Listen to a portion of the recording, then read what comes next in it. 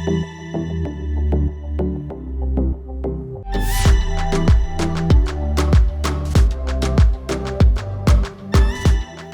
வணக்கம். நான் Hema Subramanian. Welcome to home cooking Tamil. பொதுவாக கருவாடுனா நம்ம எல்லாருக்குமே ரொம்ப பிடிக்கும். எனக்கு பர்சனல் ஃபேவரட். இன்றைக்கி நான் உங்களுக்கு ஒரு அருமையான நெத்திலி மீன் கருவாடு தொக்கு செஞ்சு காட்ட போகிறேன்.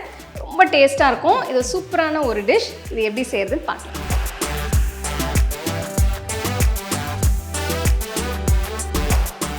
இந்த ரெசிபிக்கு நான் 150 கிராம் நெத்திலி கருவாடு எடுத்திருக்கேன். இதோட தலைப்பகுதியை எடுத்துருங்க. சமைக்கும் போது இது இருந்தால் தொக்கு கொஞ்சம் கசப்பு ஏறிடும். ஸோ கவனமாக க்ளீன் பண்ணுங்க. ஒரு பாத்திரத்தில் சுத்தம் பண்ண கருவாடை போட்டு சுடு தண்ணி ஊற்றுங்க.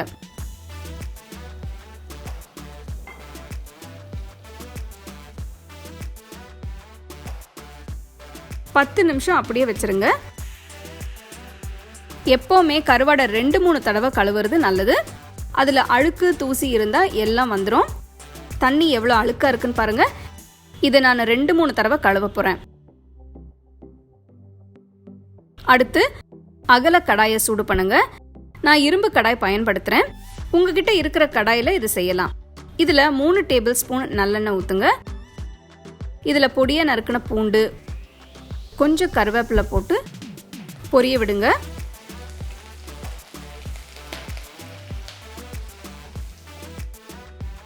அடுத்து கிட்டத்தட்ட 25 சின்ன வெங்காயம் நீல வாக்குல நறுக்கி போடுங்க. வெங்காயம் பொன்னிறமாகிற வரைக்கும் வதக்குங்க. நான் இஞ்சி பூண்டை தட்டி போடுறேன்.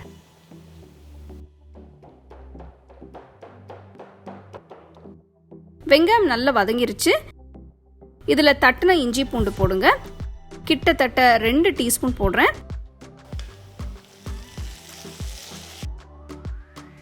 இஞ்சி பூண்டோட பச்சை வாசனை போனதும் இதில் 4 பொடியை நறுக்கின தக்காளி போடுங்க.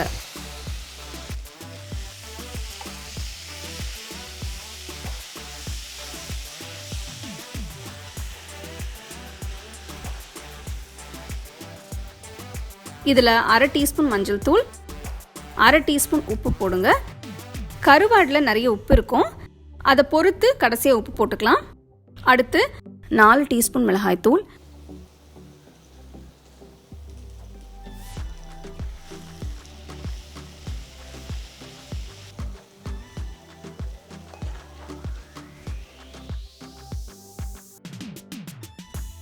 நான் ஒரு பச்சை மிளகாயை பொடியாக நறுக்கி போடுறேன். இது ஆப்ஷனல். நான் ஃப்ளேவருக்காக சேர்க்கிறேன்.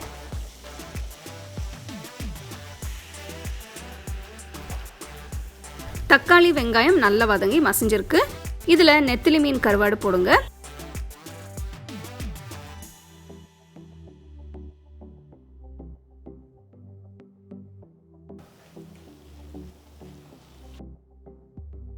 நல்லா மிக்ஸ் பண்ணதுக்கு அப்புறம் உப்பு செக் பண்ணுங்க. உப்பு தேவைன்னா போட்டுக்கோங்க. மசாலா கெட்டியா இருக்கு, அதனால கொஞ்சம் தண்ணி ஊத்துறேன்.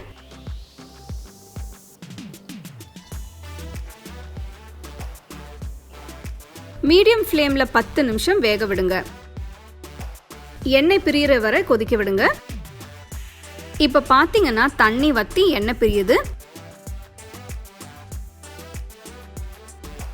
அருமையான வாசனை வருது. கடைசியா கொஞ்சம் கருவேப்பிலை போட்டு மிக்ஸ் பண்ணுங்க. பிரமாதமான நெத்திலி தொக்கு இப்போ ரெடி.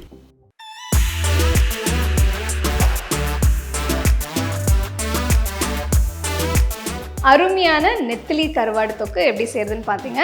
இந்த டிஷ் ரொம்ப டேஸ்ட்டாக இருக்கும். இதை நீங்கள் சூடான சாதத்தில் வச்சு சாப்பிட்லாம். இதுக்கு வேறு எதுவும் சைட் டிஷ்ஷோ எதுவும் தேவையில்லை. இது நீங்கள் தோசைக்கும் தொட்டு சாப்பிட்லாம். ரொம்ப டேஸ்ட்டாக இருக்கும். ஸோ கண்டிப்பாக இந்த ரெசிபி நீங்கள் ட்ரை பண்ணி ரசித்து ருசித்து சாப்பிடுங்க.